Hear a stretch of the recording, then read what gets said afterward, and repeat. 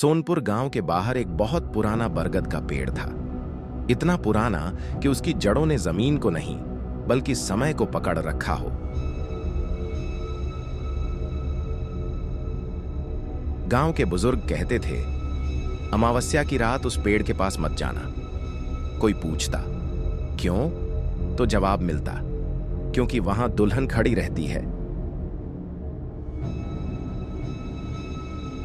एक सोनपुर में दिन सामान्य थे, लेकिन रातें भारी। सूरज ढलते ही लोग अपने दरवाजे बंद कर लेते, खासकर अमावस्या की रात। गांव में सन्नाटा इतना गहरा होता कि कुत्ते भी नहीं भौंकते।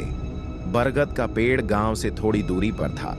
कभी किसी के खेत में नहीं उगा, कभी किसी रास्ते में नहीं आया, बस अकेला। और उसी अकेलेपन में वह रहती थी। दो लोगों का कहना था, हर अमावस्या की रात एक दुल्हन लाल जोड़े में सिर झुकाए बरगद के नीचे खड़ी रहती है। ना चलती ना बोलती, बस इंतजार करती। और अगर कोई उससे बोल दे तो उसकी जिंदगी में शादी तय हो जाती है, लेकिन शादी के 7 दिन के भीतर वह मर जाता है। गांव में इस बात की पुष्टि करने वाले कई किस्से थे। रामलाल का बेटा शहर से लौटा था। शराब के नशे में दोस्तों ने उसे चुनौती दी, बरगद तक जाकर आओ। वह गया। अगले महीने उसकी शादी हुई। 7वें दिन छत से गिरकर मर गया। लोग बोले, बरगद की दुल्हन ने बुला लिया। और इन्हीं कहानियों के बीच शहर से एक लड़की आई। नाम था अनन्या, उम्र 25 साल।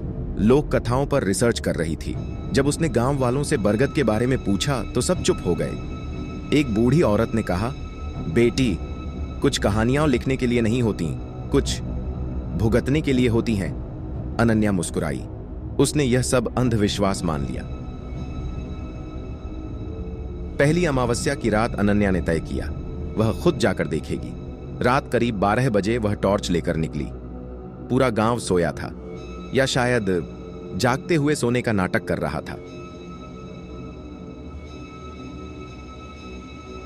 बरगद का पेड़ पास से और भी बड़ा लग रहा था। उसकी जड़ें जमीन पर नहीं, हवा में लटकती लग रही थीं। अनन्या ने चारों तरफ देखा, कोई नहीं। वह हंसी, बस इतना ही।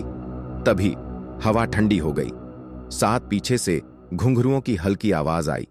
अनन्या मुड़ी और उसे दिखी, वह लाल जोड़े में सिर झुकाए, चेहरा घूंघट में छिपा हुआ।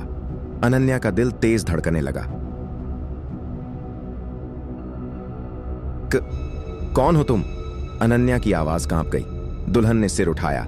चेहरा बेहद सुंदर था, आंखें गहरी, लेकिन उनमें कुछ मरा हुआ था। दुल्हन ने बहुत धीमे से कहा, मुझसे बात मत करो। अनन्या ने एक कदम पीछे हटाया, लेकिन तभी दुल्हन बोली, अब देर हो चुकी है। बरगद की जड़ें हिलने लगीं। हवा में शादी के मंत्रों जैसी आवाज गूंजने लगी। अनन्या भागी। पीछे से दुल्हन की आवाज आई, अब तुम भी बुलाए जाओगे। अगले दिन अनन्या गांव छोड़ना चाहती थी, लेकिन अजीब बात यह थी, उसे एक रिश्ता आया शहर से, बिल्कुल अचानक। सिर्फ 3 दिन में शादी तय हो गई।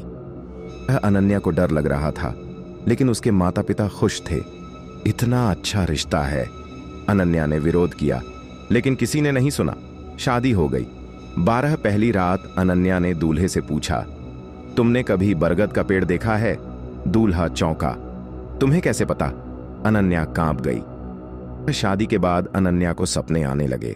हर सपने में वह वही बरगद, वही दुल्हन और वही आवाज।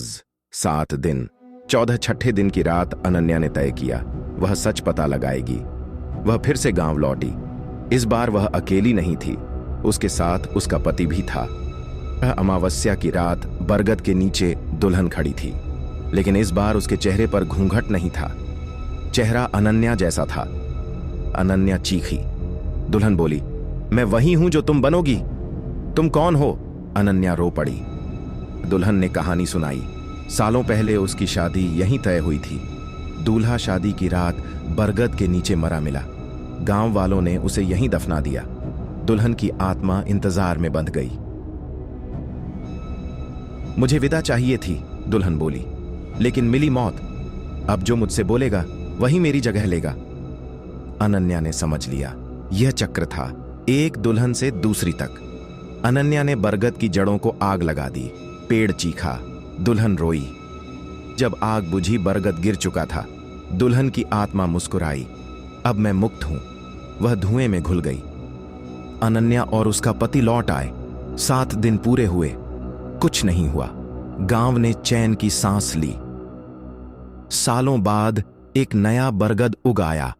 अमावस्या की रात उसके नीचे एक नई दुल्हन खड़ी थी और वह फुसफुसाई, कोई है जो मुझसे बात करेगा।